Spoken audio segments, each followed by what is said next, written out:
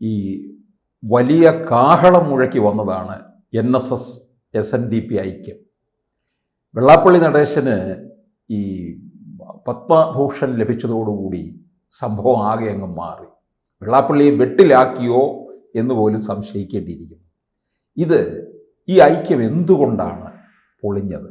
എന്താണ് ഇതിൻ്റെ നിജസ്ഥിതി? ആരാണ് പൊളിപ്പിച്ചത്? ഇതിൽ നമ്മൾ മനസ്സിലാക്കേണ്ട ഒരു കാര്യം, ഇത് ഇന്നും ഇന്നലെ തുടങ്ങിയതല്ല. 1950 മുതൽ സാക്ഷാൽ ബന്ധുനാഭനും ആർ ശങ്കറും ഉൾപ്പെടെ തുടങ്ങിയ ശ്രമമാണ്.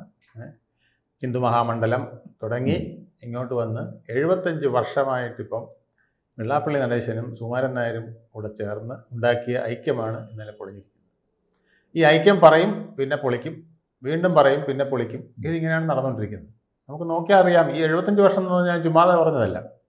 ഈ 75 വർഷത്തിനിടെ ഒരു 5-8 പ്രാവശ്യമെങ്കിലും വളരെ കാര്യമായ ശ്രമം നടന്നിട്ടുണ്ട് നായർ ഈഴവ ഐക്യത്തിനായിട്ട്. അത് മുമ്പൊക്കെ സംവരണം പറഞ്ഞാണ് പോയതെങ്കിൽ ഇപ്പം മുന്നോക്ക സംവരണം കൂടെയൊക്കെ വന്നപ്പോൾ പിന്നെ അതിനെക്കുറിച്ചൊന്നും വലിയ പ്രശ്നങ്ങളില്ലാതെ പോവുകയാണ്. എന്നാൽ മുൻകാലങ്ങളിലെ അപേക്ഷിച്ച് നോക്കിക്കഴിഞ്ഞാൽ ഇത്തവണ ഏതാണ്ട് ഐക്യത്തിനുള്ള ഒരു ധാരണ അവിടെ ഉണ്ടായിരുന്നു, നടക്കേണ്ടതായിരുന്നു. അത് പെട്ടെന്ന് അങ്ങ് പൊളിയാണ്. അത് ഇതിനു മുമ്പുണ്ടായതും ഇതുപോലൊക്കെ തന്നെയാണ്. ഇതിനു മുമ്പ് സാക്ഷാൽ കിടങ്ങൂർ തന്നെ ഒരിക്കൽ ഇത്തരം ശ്രമം നടത്തി, അത് ചീറ്റിപ്പോയതാണ്. പിന്നെ SNDPയുടെയും NSSൻ്റെയും രാഷ്ട്രീയ സംഘടനകളായ SRPയും NDPയും ഒന്നിച്ച് ഐക്യമുന്നണിയിൽ കുറേ നാൾ ഒന്നിച്ചു പോയതാണ്. അന്നും ഐക്യം ഉണ്ടാകും അല്ലെങ്കിൽ ഐക്യത്തിനുള്ള ശ്രമം ഉണ്ടാകുമെന്നും ആരും വിശ്വസിച്ചില്ല. ഇതൊക്കെ രണ്ടും രണ്ടായിട്ട് നിന്നാണ് വലുതാകേണ്ടതെന്നാണ് അവരൊക്കെ ധരിച്ചിരുന്നത്. അത് കഴിഞ്ഞ് 2007 വലിയൊരു നീക്കമായിരുന്നു നാരായണ പണിക്കരും സുകുമാരൻ നായർ വെള്ളാപ്പള്ളിയും കൂടി നടത്തിയത്. അന്ന് സുകുമാരൻ നായർ അസിസ്റ്റന്റ് സെക്രട്ടറിയാണ്. അദ്ദേഹത്തിൻ്റെയും കൂടെ പിന്തുണയോടുകൂടിയാണ് 2007 ഇതുപോലെ ഒരു ഐക്യശ്രമം നടന്നു. ആ ഐക്യശ്രമവും ഇതുപോലെ നിസ്സാരമായ കാര്യങ്ങൾ തട്ടിയാണ് പോയത്. അന്ന് എനിക്ക് തോന്നുന്നു ദേവസ്വം ബോർഡിൻ്റെ പ്രസിഡന്റ് സ്ഥാനം, ദേവസ്വം ബോർഡിൻ്റെ മെമ്പർ സ്ഥാനം ഒക്കെ പറഞ്ഞുകൊണ്ടാണ് അത് തട്ടിപ്പോയത്. പിന്നീട് ഇങ്ങോട്ട് വന്ന് ഇതിനു മുമ്പ് സുകുമാരൻ നായർ വെള്ളാപ്പള്ളി ഐക്യം ഒരിക്കൽ കൊണ്ടുവന്നു. അതും നടക്കാതെ പോയി. അതന്ന് 5ാം മന്ത്രിയായ ഉള്ള കാലത്ത് അതും പ്രശ്നമായിട്ടാണെന്ന് അങ്ങനെ ഒരു മുസ്ലിം അപ്രമാദിത്വം വരുന്നു എന്ന് പറഞ്ഞ് തുടങ്ങിയത്. ഇതൊക്കെ കാലാകാലങ്ങളിൽ ഇങ്ങനെ പറഞ്ഞുകൊണ്ട് വരികയും അവസാനം ഇത് നിലനിൽക്കാതെ പോവുകയും ചെയ്യുന്നതിൻ്റെ അടിസ്ഥാന കാരണം എന്താണെന്ന് കൂടെ നമ്മൾ നോക്കേണ്ടത്. അടിസ്ഥാന കാരണം ഇത് ഹിന്ദു വിഭാഗത്തിലെ 2 പ്രബല സമുദായങ്ങൾ തങ്ങൾക്കിടയിലുള്ളൊരു സംഘടനയാണ്. ഇത് രണ്ടും കൂടെ യോജിപ്പിക്കുമ്പോൾ ഈ സംഘടനകളുടെ തന്നെ പ്രസക്തി ഇല്ലാതാകുമോ? ഈ സംഘടനയിലുള്ള നേതാക്കളുടെ തന്നെ പ്രസക്തി ഇല്ലാതാകുമോ? അല്ലെങ്കിൽ ഇതിൽ ഒരാളുടെയെങ്കിലും പ്രസക്തി ഇല്ലാതാകുമോ എന്ന ഭയം ഇവരിലുണ്ട്. ഇപ്പോൾ വന്നിരിക്കുന്നത് അതാണ്. ഇതിനു മുമ്പും വന്നിട്ടുള്ളത് അതൊക്കെ തന്നെയാണ്. ഒന്നുകിൽ സംഘടനയെ മൊത്തത്തിൽ ബാധിക്കുന്നതായിരിക്കണം, അല്ലെങ്കിൽ സംഘടനയിലെ നേതാക്കളെ ബാധിക്കും. ഇതിൻ്റെ കുഴപ്പമെന്ന് വെച്ചാൽ ഇതിലെല്ലാം ഡയറക്ടർ ബോർഡുണ്ട്. SNDPക്കായാലും NSSനായാലും ഡയറക്ടർ ബോർഡുണ്ട്. ആ ഡയറക്ടർ ബോർഡിൽ 40 ആൾക്കാരുണ്ട്. പക്ഷേ അവിടെയെല്ലാം ഒറ്റയാൻ തീരുമാനമാണ് പലപ്പോഴും വരുന്നത്. സുകുമാരൻ നായർ, അല്ലെങ്കിൽ അതിനു മുമ്പ് ഇരുന്ന നാരായണ പണിക്കർ, അല്ലെങ്കിൽ അതിനു മുമ്പ് ഇരുന്ന കിടങ്ങൂർ, ഇവരൊക്കെ നിശ്ചയിക്കുന്ന കാര്യങ്ങളാണ് നടന്നിട്ടുള്ളത്. വെള്ളാപ്പള്ളിയുടെ കാലത്തും അതുപോലെ തന്നെയാണ്. കഴിഞ്ഞ ഒരു 30 വർഷമായിട്ട് വെള്ളാപ്പള്ളി ഈ കുത്തക കൈകാര്യം ചെയ്തു വരികയാണ് അല്ലേ. ആ കുത്തകയിൽ അദ്ദേഹം ഡയറക്ടർ ബോർഡ് എന്ന് പറയുന്ന ഒരു നോക്കുകുത്തിയാക്കിയാണ് വെച്ചിരിക്കുന്നത്. അതിൽ വിദ്യാസാഗർ ഉൾപ്പെടെയുള്ള പ്രസിഡന്റുമാർ ഇവിടുന്ന് ഇറങ്ങി ഓടിയതൊക്കെ നമുക്കറിയാവുന്നതാണ്. അപ്പം അങ്ങനെയാണ് അത് കൊണ്ടുപോയിട്ടുള്ളത്. ഈ പോക്കിനിടയിൽ ഇവർക്ക് 2 പേർക്കും അപ്രമാദിത്വം കിട്ടുന്ന വിധത്തിലൊരു സംവിധാനം വന്നില്ലെങ്കിൽ ഇവർ തന്നെ ഇത് പൊളിക്കും. ഈ പൊളിക്കലിൻ്റെ ഒരു അവസാന തന്ത്രമാണ് ഇപ്പോൾ വന്നിരിക്കുന്നതെന്നാണ് എനിക്ക് തോന്നുന്നത്. പലരും പറയുന്നു അത് തന്നെയാണ്. പത്മ അവാർഡ് വന്നപ്പോൾ അത് NSS SNDP ഐക്യത്തിൻ്റെ പേരിൽ, ഹിന്ദു ഐക്യത്തിൻ്റെ പേരിൽ ഇത് കേന്ദ്ര സർക്കാർ ഇദ്ദേഹത്തിന് മാത്രമായി കൊടുത്ത ഒരു സമ്മാനമായി സുകുമാരൻ നായർ ധരിച്ചു വശായിരിക്കുന്നു, അല്ലെങ്കിൽ അതിൽ വിഷണ്ണനായിരിക്കുന്നു എന്നുള്ളതാണ് സത്യം. അതിന് ഡയറക്ടർ ബോർഡിൻ്റെ മേലിൽ പഴിചാരുന്നു എന്നേ ഉള്ളതാണ് പൊതുവെയുള്ള ഒരു ന്യായവാദം. കാരണം ഡയറക്ടർ ബോർഡ് എന്നൊക്കെ പറയുന്നത് അവിടെ ഇരിക്കുന്ന 40 പേരും സുകുമാരൻ നായർ പറയുന്നത് പോലെ കേൾക്കുന്നവർ തന്നെയാണ്. സംസാരിക്കാൻ അവകാശമുണ്ട്. സംസാരിച്ചിട്ട് അവസാനം ഇതാണ് തീരുമാനം എന്ന് പറഞ്ഞാൽ തീരുമാനം അത് തന്നെയാണ്. അപ്പം ഇത് പല അല്ലാത്തവരൊക്കെ അവിടുന്ന് പുറത്ത് പോയിട്ടുണ്ട്. അപ്പോൾ സുകുമാരൻ നായരുടെ ഒരു പിടിവാശി തന്നെയാണോ ഇതിനകത്ത് ഈ പൊളിഞ്ഞതിൻ്റെ? സുകുമാരൻ നായരുടെ പിടിവാശിയുണ്ട്, സുകുമാരൻ നായരുടെ ഒരു ധാർഷ്ട്യമുണ്ട്, സുകുമാരൻ നായരുടെ ഒരു സങ്കോചമുണ്ട്. സുകുമാരൻ നായർക്ക് ഒരല്പം ഇളിഭ്യനായ തോന്നലുമുണ്ട്. കാരണം ഞാൻ ഈ മുൻകൈയൊക്കെ എടുത്ത് അയാൾ പറയുന്നത് കേട്ടോണ്ട്, വെള്ളാപ്പള്ളി പറയുന്നത് കേട്ടോണ്ട് ഞാൻ ഈ മുൻകൈയൊക്കെ എടുത്തിട്ട് അവസാനം കേന്ദ്ര സർക്കാർ അയാൾക്ക് അംഗീകാരം കൊടുത്തു, എനിക്കൊന്നും തന്നില്ല, ഇവിടെ ഒന്നും കിട്ടിയില്ലേ എന്നുള്ളൊരു നിലവിളിക്ക് അവിടെ ഒരു സ്കോപ്പുണ്ട്. ആ സ്കോപ്പ് വെറുതെ കളയുന്ന ആളുമല്ല സുകുമാരൻ നായർ.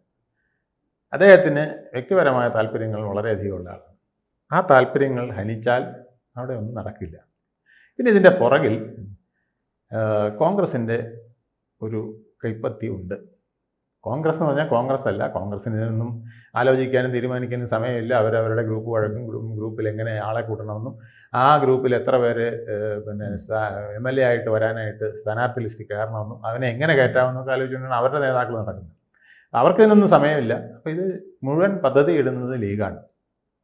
ലീഗിനറിയാം ഈ ഒരു ഐക്യം വന്നാൽ ഇപ്പോൾ നിൽക്കുന്ന 80 സീറ്റുകൾ എന്ന് പറയുന്നത് ഒരു ഞാണിന്മേൽ കളിയാണ്. അതിലൊരു 10-30 സീറ്റുകളോളം ഭൂരിപക്ഷ സമുദായത്തിൻ്റെ സപ്പോർട്ടോടുകൂടി കിട്ടിയിട്ടുള്ളതാണ്. അത് അങ്ങനെ കിട്ടണമെന്നുണ്ടെങ്കിൽ തീർച്ചയായിട്ടും ഈ ഒരു ഐക്യം ഉണ്ടാവരുത്. ഈ ഐക്യം പൊളിക്കണം. ഈ ഐക്യം പൊളിക്കാൻ ലീഗ് ഇറങ്ങിയാൽ അത് പ്രശ്നമാണ്. കോൺഗ്രസിനെ ഇറക്കി അതിൻ്റെ പിന്നിൽ നിന്നാണ് ലീഗ് കളിക്കുന്നത്. കോൺഗ്രസിന് രംഗത്ത് വരരുതെന്ന് അവർക്ക് നിർബന്ധമുണ്ട്. കാരണം കോൺഗ്രസ് രംഗത്ത് വന്നാലും ഇത് ഉടനെ തന്നെ CPM-ഉം BJP-യും ഒരു ആയുധമാക്കും. അപ്പോൾ അതിൻ്റെ ഡയറക്ടർ ബോർഡ് അംഗങ്ങളിൽ ചിലരെയും സാക്ഷാൽ സുകുമാരൻ നായരെയും ഒരു സ്വാധീനിച്ചുകൊണ്ടാണ് ഈ പണി ഒപ്പിച്ചിരിക്കുന്നത്. കാരണം സുകുമാരൻ നായരോട് പറഞ്ഞിരിക്കുന്നതായിട്ടുള്ള ഏറ്റവും വലിയ കാര്യം, ഇവിടെ ഇപ്പോൾ ഈ ഹിന്ദു ഐക്യമുണ്ടായാൽ മിക്കവാറും അത് താങ്കൾ ഉദ്ദേശിക്കുന്ന, താങ്കൾ താലോലിക്കുന്ന താക്കോൽ സ്ഥാനത്തിരിക്കാൻ ആഗ്രഹിക്കുന്നവരൊക്കെ താഴെ പോകും. ഒരു പക്ഷേ LDF ആയിരിക്കും വീണ്ടും അധികാരത്തിൽ വരിക. BJP-ക്ക് അതിനകത്ത് കുറേ കൂടെ അസംബ്ലിയിൽ അപ്രമാദിത്വമുള്ള അല്ലെങ്കിൽ ചെറിയ പ്രാതിനിധ്യമെങ്കിലും വരുന്ന ഒരു സംവിധാനവും ഉണ്ടാകും. അപ്പം അതിനുകൊണ്ട് താങ്കൾക്ക് എന്താണ് ഗുണം? അതേസമയം താങ്കൾ താക്കോൽ സ്ഥാനത്തിരുത്താൻ ആഗ്രഹിക്കുന്ന ആൾക്കാർക്ക് പിന്തുണ കൊടുത്തുകൊണ്ട് ഇപ്പോൾ അനുകൂലമായ കാറ്റിൽ നിൽക്കുന്ന UDF-ൽ ഒരു UDF-ൻ്റെ ഒരു മന്ത്രിസഭ ഉണ്ടായാൽ താങ്കൾക്ക് ഉള്ള പോലെ ആർക്ക് അപ്രമാദിത്വം കിട്ടും? എവിടെ വെള്ളാപ്പള്ളിക്ക് എന്ത് സ്ഥാനം കിട്ടും? മുസ്ലിം ലീഗ് ഉള്ളിടത്തോളം വെള്ളാപ്പള്ളിക്ക് സ്ഥാനം കിട്ടും. താങ്കൾക്കായിരിക്കും മുഖ്യസ്ഥാനം കിട്ടുക. ആ സ്ഥാനത്തേക്ക് കയറി ഇരുന്നുകൊണ്ട് അവിടെ അന്തസ്സായിട്ട് ഒരു 5 വർഷക്കാലം പോകുന്നതല്ലേ ബുദ്ധി. അല്ലാതെ ഈ ഹിന്ദു ഐക്യമൊന്നും നായർ ഈഴവ ഐക്യം എന്നൊക്കെ പറഞ്ഞ് പോയിട്ട് താങ്കൾക്ക് എന്ത് പ്രയോജനം? അത് മറ്റുള്ളവർക്കല്ലേ പ്രയോജനം. NSSന് പ്രയോജനമുണ്ടോ? സുകുമാരൻ നായർക്ക് പ്രയോജനമുണ്ടോ എന്ന് ചിന്തിക്കൂ എന്നത് പറഞ്ഞ ഉടനെ അദ്ദേഹത്തിന് ഇത് ക്ലിക്ക് ചെയ്തു. പത്മ അവാർഡും കൂടെ വന്നതോടുകൂടി പൂർണ്ണമായും ബോധ്യമായി. അതുകൊണ്ടാണ് ഈ പിന്മാറ്റം. അപ്പോൾ കോൺഗ്രസും സുകുമാരൻ നായരുമായിട്ട് രഹസ്യ ചർച്ച നടന്നിട്ടുണ്ട്. തീർച്ചയായിട്ടും കോൺഗ്രസിൻ്റെ നേതാക്കൾ സുകുമാരൻ നായരെ നേരിട്ട് കാണുന്നതിന് പുറമെ, നേരിട്ട് കാണാൻ ഇടവന്നിട്ടില്ല, പക്ഷേ അതിന് പുറമെ അവരുടെ ഡയറക്ടർ ബോർഡ് അംഗങ്ങൾ അത്തരത്തിൽ അവർക്ക് പിന്തുണ നൽകുന്നവരുണ്ടല്ലോ. UDF-ൽ നല്ലൊരു വിഭാഗം ആൾക്കാരുണ്ട്. UDF-ൻ്റെ ഡയറക്ടർ ബോർഡിലുണ്ട്. NSS പിന്നെ കോൺഗ്രസിൻ്റെ കൂടെ നിൽക്കണമെന്ന് ആഗ്രഹിക്കുന്നവരുണ്ട്. അവരെ കൊണ്ട് ഇത് ധരിപ്പിക്കുകയും സുകുമാരൻ നായർക്ക് ഇത് നേരിട്ട് മെസ്സേജ് കൊടുക്കുകയും ചെയ്തിട്ടുണ്ട്. ആ മെസ്സേജിലാണ് ഇതിപ്പോൾ തകർന്നത് എന്നുള്ളതാണ് പൊതുവെ അറിയപ്പെടുന്നത്. അപ്പോൾ UDF-ന് ഒരു മൈലേജ് കിട്ടി അല്ലേ? UDF-ന് ഒരു മൈലേജ് കിട്ടുക എന്നുള്ളതാണ് അതിന് ഉദ്ദേശിക്കുന്നത്. മൈലേജ് കിട്ടിയില്ലെങ്കിലും ഇദ്ദേഹം മിണ്ടാതിരുന്നാലും മതി, തത്സ്ഥിതി തുടർന്നാൽ മതി. തദ്ദേശ സ്വയംഭരണ സ്ഥാപനങ്ങളിൽ എന്താണോ നടന്നത് അതുപോലെ തുടർന്നാൽ മതി. സമദൂരം എന്ന് പറഞ്ഞങ്ങ് നിന്നേച്ചാൽ മതി. അതിൻ്റെ ഫലമായിട്ട് കുറേ കോൺഗ്രസ് വോട്ട്, കുറേ നായർ വോട്ടുകൾ പിന്നെ കോൺഗ്രസിന് കിട്ടണം, കുറച്ച് BJP കൊണ്ടുപോകും. BJP-ക്കും ഇതിന്റെ ഗുണം, ഇത് പൊളിഞ്ഞു പോയതിൽ BJP-ക്ക് ഏതെങ്കിലും തരത്തിൽ ദോഷമുണ്ട്? BJP-ക്കും കുറച്ച് ദോഷമുണ്ട്. കാരണം അവർക്ക് ഈ ഹിന്ദു ഐക്യം എന്നുള്ളത് അവരുടെ ഒരു സ്വപ്നമാണ്. കാരണം ഇത് എളുപ്പത്തിൽ സാധിച്ചെടുക്കാവുന്ന ഒരു കാര്യമല്ല കേരളത്തിലെ ഹിന്ദു ഐക്യം, പ്രത്യേകിച്ച് ഈ നായർ ഈഴവ ഐക്യം. ഇത് വന്നാൽ ബാക്കിയുള്ളതിനെ എങ്ങനെ ഒപ്പിക്കാം? നായാടി വരെയുള്ള ബാക്കി ആരെയും ഇതിനകത്ത് കൂട്ടിച്ചേർക്കാൻ വിഷമമൊന്നുമില്ല. വെള്ളാളനെ, നായർ, പിന്നെ ആശാരിയെ, മൂശാരിയെ ഒന്നും ചേർക്കാൻ ബുദ്ധിമുട്ടില്ല. നായർ ഈഴവ ഐക്യമാണ് ഈ കഴിഞ്ഞ 75 വർഷമായിട്ട് പ്രതിസന്ധിയിൽ നിൽക്കുന്ന ഒരു വിഷയം. ആ വിഷയം യോജിപ്പിച്ചു കഴിഞ്ഞാൽ ബാക്കി എളുപ്പമായിരുന്നു. അത് വെള്ളാപ്പള്ളിയും പിന്നെ സുകുമാരൻ നായരും അതിന് സപ്പോർട്ടായിട്ട് പിണറായി വിജയനും ഒക്കെ നിന്നാലും അവർക്ക് വിഷമമൊന്നുമില്ല. BJP-യെ സംബന്ധിച്ചിടത്തോളം, അല്ലെങ്കിൽ സംഘപരിവാർ സംഘടനകളെ സംബന്ധിച്ചിടത്തോളം. അത് അങ്ങനെയെങ്കിലും ഒരു ഐക്യം വരട്ടെ. അത് വന്നു കഴിഞ്ഞിട്ട് പിന്നെ നമുക്കതിൻ്റെ വിളവെടുക്കുന്നത് അപ്പോഴാലോചിക്കാം. പക്ഷെ വെള്ളാപ്പള്ളിക്ക് പത്മ അവാർഡ് കിട്ടിയത് BJP-ക്ക് ഗുണം ചെയ്യുമല്ലോ. അല്ലെങ്കിൽ തന്നെ BJP-യിൽ ഇപ്പോൾ ഒരു വലിയ വിഭാഗം പിന്നെ ഈഴവരെ പോയി കഴിഞ്ഞു. അപ്പം അതുകൊണ്ട് വെള്ളാപ്പള്ളി ബുദ്ധിപൂർവ്വം നിൽക്കുന്നത്. കാരണം തിരിച്ച് കളിച്ചാൽ ചിലപ്പോൾ വെള്ളാപ്പള്ളിയുടെ കസേരയും പ്രശ്നമാവും. അതെ, ഇത് സുകുമാരൻ നായർക്കും അറിയാം. അതുകൊണ്ടാണ് അദ്ദേഹം ഇടയ്ക്കിടയ്ക്ക് ഇടയുന്നത്.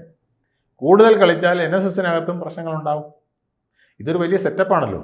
110-300 പേരുടെ പ്രതിനിധി സഭ, താലൂക്ക് സഭകൾ, പ്രതിനിധി സഭകളുണ്ടല്ലോ. ആ പ്രതിനിധി സഭയിൽ നിന്ന് 40 പേരെ തിരഞ്ഞെടുത്തിട്ടാണ് ഈ ഡയറക്ടർ ബോർഡ് ഉണ്ടാക്കുന്നത്. ഈ രണ്ട് സ്ട്രക്ചർ ഇങ്ങനെ നിൽക്കുന്നതുകൊണ്ടാണ്. ഇല്ലെങ്കിൽ എന്നെ സുകുമാരൻ നായരൊക്കെ മണ്ണ് കപ്പിയനെ. കാരണം താഴെത്തട്ടിലുള്ള നായർമാരുടെ വിചാരം മാറിക്കഴിഞ്ഞു, അവരുടെ വികാരം മാറിക്കഴിഞ്ഞു. അത് ഏതാണ്ട് ഹിന്ദുക്കൾക്ക് അനുകൂലമായി അല്ലെങ്കിൽ BJPക്ക് അനുകൂലമായിട്ടൊക്കെ പോയി കഴിഞ്ഞു. പിന്നെ കുറച്ച് പേരുള്ളത് പക്കാ രാഷ്ട്രീയമായി നിൽക്കുന്ന മാർക്സിസ്റ്റുകാരും കോൺഗ്രസ്സുകാരുമാണ്. അവർ കഴിച്ച് ബാക്കി ഒരു വലിയ വിഭാഗം താഴെത്തട്ടിലുള്ളത് ഏതാണ്ട് മാറിക്കഴിഞ്ഞിരിക്കുകയാണ്. അപ്പം അതുകൊണ്ട് BJP ഇത് വരുന്നെങ്കിൽ വന്നോട്ടെ, ഇല്ലെങ്കിലും കുഴപ്പമില്ല എന്നുള്ള നീക്കത്തിലാണ് അവർ പോകുന്നത്. അവരിനിയും ഇതിനെ എക്സ്പ്ലോയിറ്റ് ചെയ്തും അവർ നായർ ഈഴവ ഐക്യം താഴെത്തട്ടിൽ ഉണ്ടാക്കാൻ, നായർ ഈഴവ മാത്രമല്ല, അവർ ഹിന്ദു ഐക്യം താഴെത്തട്ടിൽ ഉണ്ടാക്കാൻ ശ്രമിക്കും.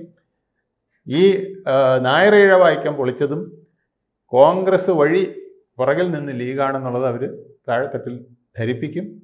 അതിൻ്റെ പ്രതിഫലനങ്ങൾ ഉണ്ടാക്കാൻ ശ്രമിക്കും എന്നുള്ളത് തന്നെയാണ് സത്യം. കൂടുതൽ വാർത്തകളും വിശേഷങ്ങളും നിങ്ങളിലേക്ക് എത്താൻ ABC മലയാളം സബ്സ്ക്രൈബ് ചെയ്യുക, ബെൽബട്ടനും അമർത്തുക.